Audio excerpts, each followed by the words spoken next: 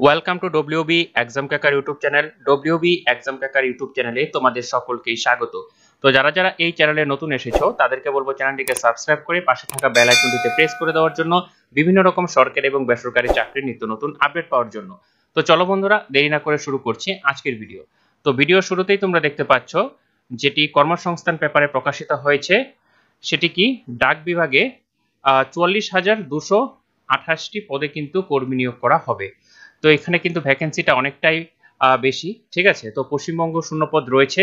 তো বিস্তারিত আলোচনা করব, তার জন্য বলবো ভিডিওটি তোমরা শুরু থেকে শেষ পর্যন্ত স্কিপ না করে ভালো করে দেখতে থাকো। তো এখানে কি বলেছে, ভারতীয় ডাক বিভাগের পশ্চিমবঙ্গ সার্কেল সহ ভারতের বিভিন্ন সার্কেলে গ্রামীণ ডাক সেবক, যেটাকে বলা হয় কি জিডিএস কিন্তু বলা হয়, 44,228 জন ছেলে মেয়ে নেওয়া হচ্ছে। এখানে ছেলে মেয়ে উভয় কিন্তু আবেদন করতে পারবে। মোট শূন্য পদের মধ্যে পশ্চিমবঙ্গ পোস্টাল সার্কেলে শূন্য পদ রয়েছে 4,000-এর কাছাকাছি। এখানে কিন্তু অনেকটাই ভ্যাকেন্সি রয়েছে, প্রায় 4,000 ভ্যাকেন্সি, ঠিক আছে। তো বিস্তারিত দেখে নিচ্ছি। গ্রামীণ ডাক সেবকের নিচের 3টি ক্যাটাগরিতে কাজ করতে হবে। তাহলে ক্যাটাগরিগুলি কি কি? একটা হলো ব্রাঞ্চ পোস্টমাস্টার, এবং একটা হলো অ্যাসিস্ট্যান্ট ব্রাঞ্চ পোস্টমাস্টার, এবং একটা হলো ডাক সেবক। দেখো, ব্রাঞ্চ পোস্টমাস্টারের ক্ষেত্রে কি বলা রয়েছে, যেটাকে সংক্ষেপে বলা হয় বিপিএম। কি বলা হয়?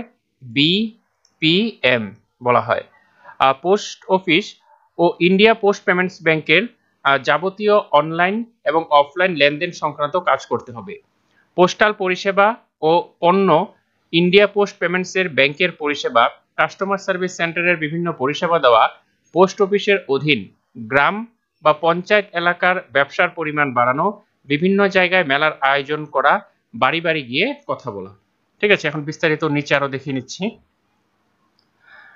তারপর কি বলেছে, বিভিন্ন সরকারি প্রকল্পের জনপ্রিয়তা বাড়ানো, রেকর্ড দেখা, চিঠি পৌঁছে দেওয়ার ক্ষেত্রে যাবতীয় কাজকর্ম সুষ্ঠুভাবে পরিচালনা করা।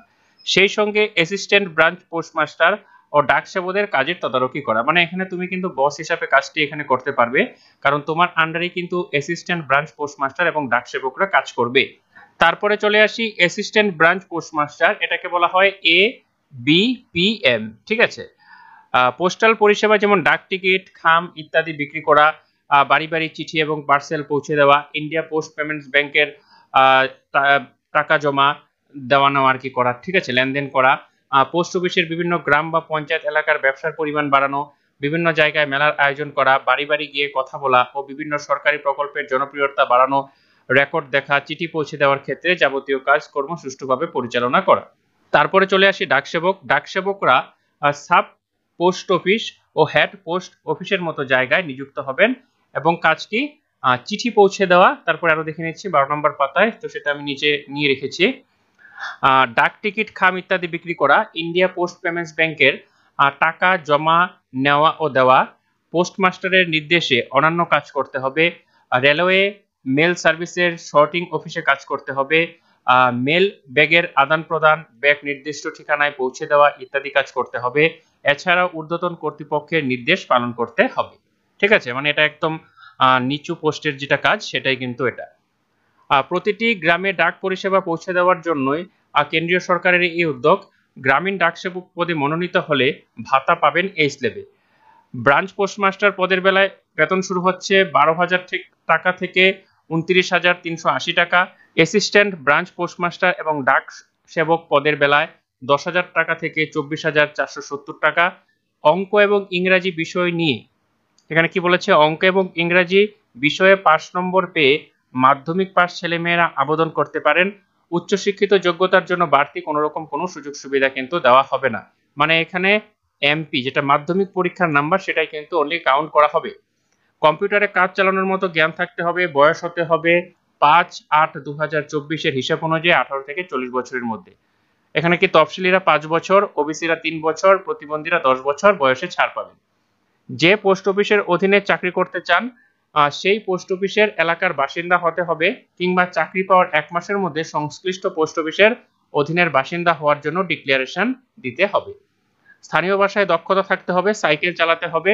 যারা মোটর সাইকেল বা স্কুটি চালাতে পারেন তারাও কিন্তু যোগ্য। ঠিক আছে, তো বিস্তারিত দেখার পরে আমি তোমাদেরকে ওয়েবসাইটে নিয়ে যাব, এবং ওয়েবসাইট থেকে তোমরা কিভাবে দেখবে সে বিষয়ে আমি বলে দেব। তারপরে আছে শূন্যপদ পশ্চিম বাংলা মানে বাংলা ভাষীদের জন্য আর কি, ভাষার জন্য। এখানে কি বলেছে 2440টি। ঠিক আছে, এখানে শূন্যপদটা তোমরা ভালোভাবে দেখে নিবে, আমি তবু জাস্ট বলে দিচ্ছি একটু। জেনারেলের জন্য 1055টি, ইডব্লিউএস এর ক্ষেত্রে 170টি, ওবিসিদের জন্য 530টি, তফসিলি জাতিদের জন্য 491টি, তফসিলি উপজাতিদের জন্য 137টি, এভাবে কিন্তু রয়েছে। ঠিক আছে, এবং তারপরে আমি চলে যাচ্ছি আসাম, পার্শ্ববর্তী আসামের জন্য 123টি রয়েছে কিন্তু। ঠিক আছে, তো এটা কিন্তু তোমরা দেখে নিবে। পাশাপাশি আমি চলে যাচ্ছি যে মেইন বিষয়গুলো আর কি। ঠিক আছে, কোন ডিভিশনের অধীন পোস্ট অফিসে কটি শূন্যপদ তার তালিকা ওয়েবসাইটে পাবেন কিংবা সংশ্লিষ্ট ডিভিশন অফিসে পাবেন, সে তালিকা আমি তোমাদের দিয়ে দিচ্ছি। প্রাথমিকভাবে প্রার্থী বাছাই হবে মেধার ভিত্তিতে। দেখো এখানে যে সিস্টেমটা করেছে না, এটা তোমাদের বুঝতে হবে। ঠিক আছে, তো দেখো এখানে কি শুধুমাত্র মাধ্যমিকে তোমরা যে নম্বর পাবে সেই নম্বরের ভিত্তিতেই কিন্তু দেখাও, যে যদি কেউ 90% পায় এবং কেউ যদি 91% পায় তাহলে সেক্ষেত্রে কিন্তু সে চান্স পাবে। কিন্তু বর্তমানে করোনা পরবর্তীকালীন সময়ে নাম্বারের যে মার্ক সেটা কিন্তু অনেকটাই বেশি, তাই আগের দিকে যারা রয়েছে তাদের জন্য কিন্তু এই চাকরিটা পাওয়া অনেকটাই টাফ হয়ে যাবে। তো তবু তোমরা অ্যাপ্লাইটি করবে যদি তোমাদের নাম্বার সেরকম থাকে। মাধ্যমিকের প্রতিটি বিষয়ে পাওয়া মোট নম্বরের ভিত্তিতে মোট শূন্যপদের কয়েক গুণ প্রার্থীকে প্রথম পর্যায়ের জন্য মেধা তালিকা তৈরি করা হবে।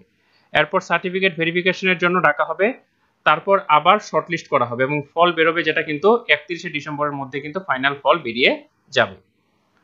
তারপরে কি বলা রয়েছে, মেধা তালিকা তৈরির সময় উচ্চশিক্ষিত যোগ্যতার কোনো ব্যক্তি বাড়তি সুবিধা পাবে না, সেটা আমি আগেই বলে দিয়েছি। জেনারেল, তফসিলি জাতি, তফসিলি উপজাতি, ওবিসি আর মহিলাদের জন্য আলাদা মেধা তালিকা তৈরি করা হবে। তো এখানে একটা কি তৈরি করেছে, যেটা বয়েজ এবং গার্লস। ঠিক আছে, মানে দুজনের জন্য কিন্তু আলাদা মেধা তালিকা, মানে বয়েজটা পড়ে যাবে অলের মধ্যে এবং মেয়েদের জন্য কিন্তু শুধু আলাদা তালিকা তৈরি করা হবে। তারপরে বলা রয়েছে কি দরখাস্ত করার সময় 5টি পোস্ট অফিসের নাম প্রেফারেন্স উল্লেখ করতে হবে, মানে 5টা তোমার নিকটবর্তী দিতে পারবে। মেধা তালিকায় নাম থাকলে প্রার্থীদের প্রভিশনাল মেধা তালিকা SMS করে জানানো হবে।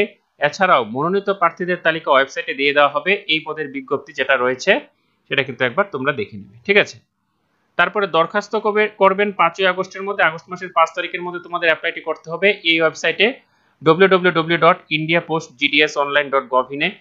এর জন্য একটি বৈধ মোবাইল নম্বর ও বৈধ ইমেল আইডি আর আধার কার্ডের নম্বর থাকতে হবে। অনলাইনে দরখাস্ত করার আগে পাসপোর্ট মাপের রঙিন ফটো লাগবে। তো তোমরা কোনো ক্যাব সেন্টারে চলে যাবে, যে যাবতীয় জিনিস যেগুলো ওরাই করে দিবে, তোমাদের ডকুমেন্টস নিয়ে চলে যাবে, মাধ্যমিক পাস হলে হবে।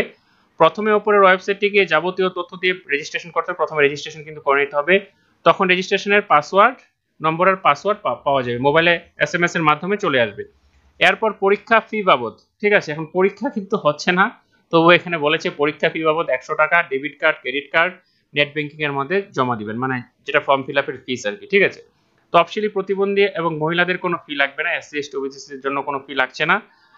তারপরে টাকা জমা দেওয়ার পর রিসিপ্ট নিয়ে নেবেন। এরপর উপরের ওয়েবসাইটে গিয়ে যাবতীয় স্ক্যান করা প্রমাণপত্র আপলোড করলে সাবমিট করলে নাম রেজিস্ট্রেশন হয়ে যাবে। তখন সিস্টেম জেনারেটেড অ্যাপ্লিকেশন ফর্মটি প্রিন্ট করে নেবেন। একজন প্রার্থী একটি দরখাস্ত করতে পারবে, বাকি কিন্তু করতে পারবে না। কোন পোস্ট অফিসে কটি শূন্যপদ আছে তার তালিকা নির্দিষ্ট পোস্ট ডিভিশন অফিসে কিংবা উপরের ওই ওয়েবসাইটটিতে পাবেন, সেটি আমি লিংক দিয়ে রাখছি। ফর্ম এডিট বা সংশোধন করতে পারবেন 8ই আগস্ট। যদি কোনো ভুল ত্রুটি হয় সেটা কিন্তু 6 থেকে 8 তারিখের মধ্যে কিন্তু সংশোধন সেটা কিন্তু করা যাবে। তো তোমরা যারা যারা ইচ্ছুক আছো তারা কিন্তু অ্যাপ্লাইটি করে নিতে পারো, কারণ এখানে কিন্তু সময় 5 তারিখ পর্যন্ত বলা হয়েছে। তো শেষের দিকে সার্ভারটা অনেকটাই ডাউনলোড হয়ে যায় এবং কোনো যদি ভুল ত্রুটি হয় সেক্ষেত্রে কিন্তু 6 তারিখ থেকে 8 তারিখ সময় দেওয়া রয়েছে। আর ভিডিওটি যদি তোমাদের ভালো লেগে থাকে বা ইউজফুল বলে মনে হয় তাহলে অবশ্যই চ্যানেলটিকে সাবস্ক্রাইব করে পাশে থাকা বেল আইকনটিতে প্রেস করে দিও, এরকম বিভিন্ন সরকারি এবং বেসরকারি চাকরিযুক্ত নতুন আপডেট পাওয়ার জন্য। ততক্ষণের জন্য ভালো থাকো, সুস্থ থাকো, নতুন ভিডিওতে আবার দেখা হচ্ছে।